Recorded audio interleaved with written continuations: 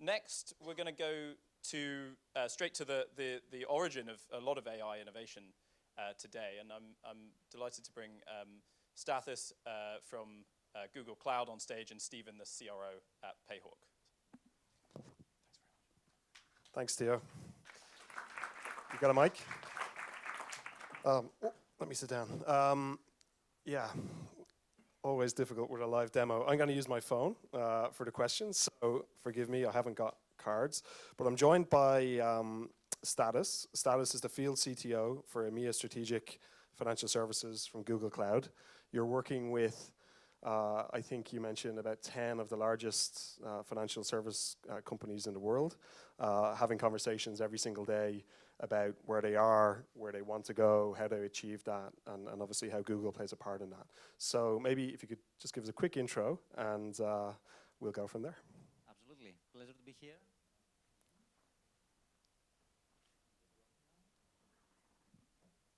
Well, I'll try to be loud. Okay, it's working now. Pleasure to be here. Stathis Onasoglou, Principal Architect, Field CTO for Google Cloud. I'm covering finance services across EMEA, what we call our strategic industry segment. I used to cover fintechs, so I used to be very, very close to fintechs like Payhawk, trying to understand basically the whole cycle from ideation all the way to a very successful exit. So I'm used to having conversations about how AI or whatever used to be happening before AI is changing and transforming both larger businesses, but also fintechs and how fintechs are collaborating basically with larger enterprises, be it in the financial services or in other segments. Awesome. So title of the session is towards autonomy, but if we think about where we are with AI today, from your perspective, Google's perspective, what are the biggest real-world advances we're seeing at the moment, and how is that compared to even where we were a year ago? Yeah, absolutely. I think over the last probably 1-2 years, the biggest change that happened was moving from trying to answer business problems that were point solutions to the value chain. Let's say you get a very complicated contract document, for example, 100 pages. How do you scrape information about interest rates, or when it comes to invoice and receipts, for example, how you get some of the information from the fields. But increasingly more, what we see with Agentic AI is the business conversation is becoming more about how do I automate more holistically the value chain, basically, all the workflow, all the processes end to end, and how do I think about optimizing maybe the scraping of information from a particular document to how do I optimize for time to revenues. If you think some of the previous examples, expenses, invoices, all these things probably are part of the equation, and then you could link them to maybe some greater lending processing when it comes to working capital, for example, right? And what you would be interested in most likely is how fast can you come to the end product if lending, for example, is the end product. And we see increasingly more that with Agentic AI, this is becoming more and more reality. Cool. And what separates the companies you work with from those succeeding, who are trying to succeed with AI, from those companies who are kind of stuck a little bit, a couple of years back? What is it that separates them? How do they execute their vision? Yeah. I think there are multiple factors, obviously, in that conversation. But we've done, to give you an indication, we do an analysis every year for the last 3 years. The title is the ROI of AI in financial services, basically. This year we had 556 senior leaders answering our questionnaires, basically. Senior leaders defined as budget owners from C-level to heads of desks when it comes to capital markets, for instance, or heads of technology. 53% of them said that they already have Agentic AI products in production, some kind of service. Not just generative AI or AI, so Agentic workflows. And 77% of them, so almost a very healthy percentage, much more above half of them, said that they've already seen a return on their investment, be it measured as NPV or internal rate of return. No matter how they measure that, they were able to see within 1 year basically return on their investment already. when we try to double click on what caused basically that success, how can you link the successful cases basically and the rest of the 50% that maybe they are still trying to bring something to production. I think a few dimensions that were there was basically data. They were able to have data in a healthy, clean state to be able to make it useful for the more advanced AI and agentic cases. Governance and security was there as processes from time zero, basically from the beginning. And number three, they were able to have a top-down and bottom-up buy-in from product management, business side, technology, from senior leadership, and all the way basically horizontally and parallelly to developers and engineers. So it's both about believing in the vision and that these things can happen. They are happening across the industry, but also having the safety controls, the security and governance in place, and thinking about the maybe sometimes boring things like data, for example, right? You need to have the data to do AI. Exactly. As an ex-data professional, I definitely agree with that. As we think about the road to autonomy, you've mentioned the word agentic a couple of times. I'm pretty sure most people in the audience understand agentic AI at this point. Systems that don't just predict, they act, like the travel agent example we gave you from Payhawk. How do you define that in the enterprise context? Like, what is agentic AI in terms of what your customers are thinking about? Yes, absolutely. That's a very good question. The big difference between what we used to call and we still call generative AI to agentic AI is basically the ecosystem. When it comes to large language models, these are still the brains behind all the operation. When we say that we have developed an agent, basically at the back of the agent sits a large language model, an AI model that is pre-trained and then fine-tuned with your personal data, for instance, in a safe and controlled manner. But then the big difference is that agents have at their disposal a series of tools, be it databases, be it a set of documents, be it policies and governance procedures and documents. And there are methods like RAG, the retrieval augmented generation, for instance, with which you can basically ground the answers of the agent, the answers of the model, to that series of tools. So you can be sure that you minimize things called hallucinations, you can minimize random response, or you can eradicate them to an extent also today. So that's one big difference. We have the agent and the model has access to all these tools. And the other very interesting evolution that happened over the last probably 1.5 years is the so-called reasoning loop.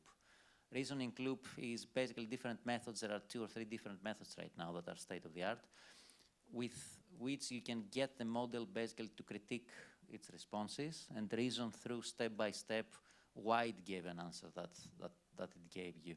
So when it comes to agents like the payments agent, for example, they can work through different steps of a particular process or workflow, and they can explain and they can write it back on the screen. They can tell you basically why they've done what they've done. And then you can go back and you develop more agents which are critiquing basically the initial agents. And then we start talking about networks of agents or societies of intelligence, as it's the more kind of general term. Sounds scary in some ways.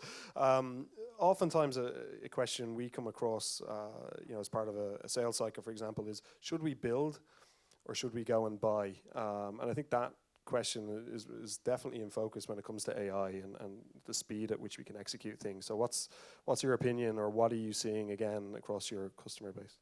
Yes, I mean that's a very typical conversation, and it's not something new in the age of AI, obviously, right? We've seen the same thing since the CRM systems in late 90s, for example, early 2000s. It's again the same conversation in a different context. The answer pretty much stays the same. If you think that something is your core competitive advantage in the market, well, you should invest on it and you should build it basically, because that's what makes a difference in your industry basically, right? For things that you don't really care and you just want to get them done in a very efficient, cost-effective, and intelligent way, probably the right answer is buy something, right? What we've seen in the market, from our customers at least, take from large banks to fintechs, for instance. Yes, the tools are available, right? And probably everyone or almost everyone could build a payments agent. Is it worth investing the time? Is it worth basically putting all the effort, spending on the technology, hiring new teams to do that? The answer is very, very likely no. So you have to decide in terms of where you should focus your efforts. Got it, got it. As you look ahead over the next 3 to 5 years, where do you see AI offering the most value financially? Yeah, I think going back to that research that we've done earlier this year, I think two main domains came up as the most, I guess, where we see most of the value initially, and probably trajectory-wise, probably it will stay the same in the next probably short to intermediate term future. It's customer experience and then operational efficiencies. Customer experience, I'll give you a few examples. We worked, for instance, with Commerzbank, with Deutsche Bank, a couple of other banks across Europe. Everyone is trying basically to reconfigure, reinvent the contact centers. We're not talking anymore about call centers or support centers basically, but everyone is trying to infuse much more artificial intelligence in terms of how the calls or chats are being handled. And we're not talking about chatbots anymore, but essentially we have agents which can collect information from the end customer, but also they can bundle together all the history from CRMs, from your ServiceNow systems, from your Payhawk systems, for example. You can collect all the information, summarize the information, create insights for maybe cross-selling and upselling different products, and then present them in front of the human agent internally. Now that creates a lot of interesting dynamics. Some of the banks have, and also fintechs, they have started talking about how if you don't need as many people in the contact center anymore to just support, for example, customer conversations, maybe you should and you could offer to these people a career path towards maybe sales. So there is a much more interesting trajectory in terms of, yes, you automated the customer conversations. You were able to have many more insights internally in terms of what your customer is actually after. But then also you're able to offer a new career path maybe to some of these internal resources. Okay, okay. In terms of, there's a lot of CFOs in the room, a lot of finance leaders. What should they be thinking about as they prepare their data, their infrastructure, their team for essentially what's coming, right, around agentic AI and beyond? I think like in any transformation project or in any technology, you should start with the business question, because otherwise we've seen AI projects or technology projects failing because they came up with the answer being AI, but what's the question, right? So it's not rocket science. Obviously, I'm not telling you probably something very, very new, but essentially step number one is collect some business questions that need to be answered, prioritize them in terms of effort and impact. And where we've seen the most success is that you get some low-hanging fruits, some quick wins over the fence, so you can create this kinetic energy, this momentum in terms of getting people excited, investing more and more, and then also mixing that with a few of the big bets, because it's the big bets that probably is going to transform your business, both in terms of top line, operational efficiencies, and probably also controlling risk with some of this case. And just a final question from me. We will pass the mic around. I think we'll have literally time for 1 or 2 questions if there's anybody in the audience. But on Google's roadmap, what can you share about how the company's thinking about AI in terms of like monetizing AI and what the next couple of years look like there at scale? Yeah, absolutely. I think if you think Google Cloud and the Google Cloud offerings, we have our family of large language models called Gemini, Google is investing quite a lot in the transition to agentic AI, and I think the next step that we have been already talking with the market about is how you create basically cross-border, as we call it. So basically agentic groups across different companies, across different entities to talk with each other. So Google, to give you one example, Google came up with something called A2A protocol, agent-to-agent protocol. And that's a structured way basically for agents to communicate with each other and exchange information. There's another thing called MCP, Model Context Protocol from Anthropic, which helps basically the agents to communicate in a very programmatic and standardized way with different tools like databases or repositories of documents and all these things. Now, if you combine these two protocols, that creates a lot of good standardization in the market that helps to build the initial platform of trust to accelerate the agentic ecosystem. Off the back of that, very, very recently, a couple of months ago, Google announced something called AP2, the Agentic Payments Protocol. And going back to the initial presentation, I think some of these things are going to very, very soon to become reality in terms of e-commerce and how we buy things, basically, right? How the purchasing process is changing. Right now, you need to spend a lot of time. There's a lot of friction. I need to, if I want to buy a new pair of shoes, let's say, I need to do my research, to look up online different models, check the prices, wait for Black Friday or whatever. But that takes a lot of time and also creates a lot of friction. With agentic payments, probably I will be able to describe in a small paragraph what I actually want, maybe even at this SKU level. I'll tell the agent that that's my price threshold. If it's above that, don't bother, keep looking. The agent will go away, will search 24/7. If I give the agent also authorization with my card or maybe a cardless way of payment, like think instant payments, for instance, they will buy, they will send me the receipt, and maybe they will negotiate also with the delivery company, right? I think that opens up a new set of opportunities in the market that we haven't seen yet, but probably it's already in the baking in some place. Thank you so much for your insights. You can tell your experience, speaking to all of those large financial companies is fantastic, and I really appreciate you sharing it.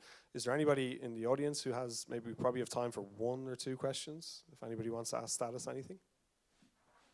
Don't be shy. Go ahead.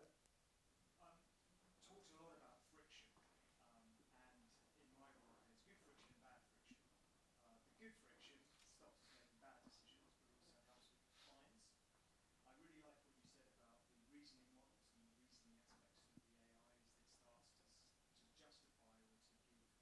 So in terms of what I heard in Payhawk presentation, did actually worry me a little bit about this speed of transactions and the lack of potential justification or even audit trails.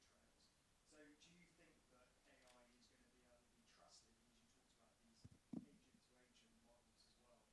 Suddenly, as a CFO, I get less and less insight into the transactions that are happening within my company. Yes, that's a brilliant point. And yeah, the good friction in the form of governance, auditability, and transparency basically during the process, that's a given. It's not going to change. The speed probably will change in some of these cases, right? And to give you a counterexample, we see a lot more fraudulent cases based on generative AI recently, right? If you think especially something called authorized push payments. So basically social engineering in terms of tricking someone to send a payment to a fraudulent merchant or something like that. The answer inadvertently, I think, is AI basically using again AI to fight the bad AI, so to speak, right? With receipts, for instance, I mean, that's not a new case. Even in pre-AI days with Photoshop and all these tools, always there was an effort to fabricate and produce fake receipts basically to augment your expenses in some cases, right? So I think that's my personal view. I think the speed of interaction probably will change because some of these things are going to be automated. We've seen the same thing in anti-money laundering, for example. It used to be very, very rules-based. It used to be very manual in terms of configuring the rules every week at the best case, in many cases every month, for instance.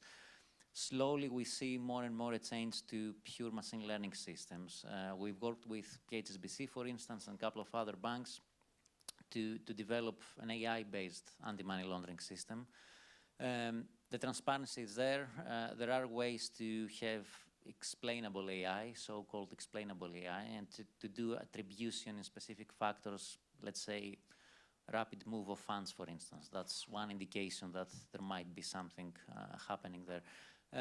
So transparency, governance, and security are given in terms of employing something to production in these cases.